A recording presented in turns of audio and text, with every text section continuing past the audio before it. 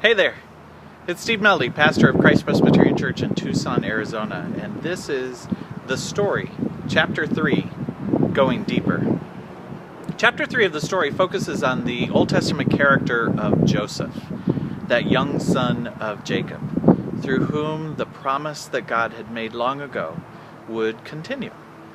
And if you've read chapter 3, you will already know Joseph really had quite a struggle in his life. His older brothers didn't like him, tried to get rid of him. He got sold into slavery into Egypt, and yet somehow the Lord was with him.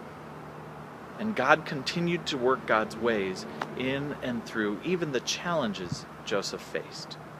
In the midst of that story, there's something else I want you to look at. It's the issue of revenge and forgiveness. Now, Joseph had both in his life. If you remember in the story, when his brothers came to him in the midst of the famine looking for food and did not recognize who Joseph really was, though Joseph knew who they were, Joseph taunted them a little bit, played with them, and sort of put them through some misery, in part, I think, to sort of get back at them. But ultimately, Joseph forgave them.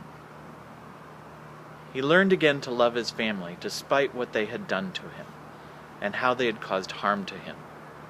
He forgave them. And I think deep in his heart, that was always there. That ability to move on, to forgive, to move into the future, and to continue to let God use him and his life. God had always turned the evil that Joseph had had to face into good. Joseph had to learn how to turn the evil that was in his heart because of what had been done to him into good as well. He had to learn how to turn that need for revenge into forgiveness in order to have that open, loving heart that God had called him to have. And that's not easy for any of us. And it doesn't mean that you simply allow yourself to be a doormat, to let somebody continue to hurt them as you forgive them. You need to hold people responsible for what they do to each other.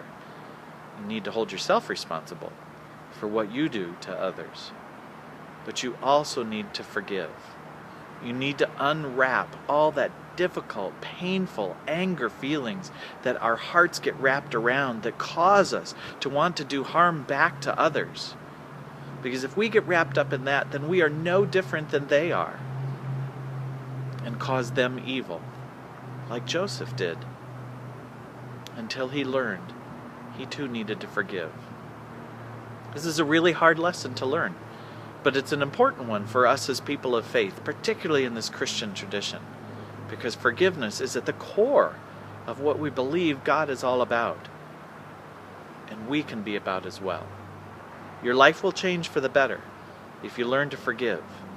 If you learn to forgive yourself and others, and move on from the difficult things that have happened in the past into the opportunities and the possibilities of what God is doing in and through you, despite those difficulties, and sometimes through those difficulties. So the challenge now to take this deeper is for you to move beyond revenge and into forgiveness and see what that does for your life. I pray peace for you in this journey.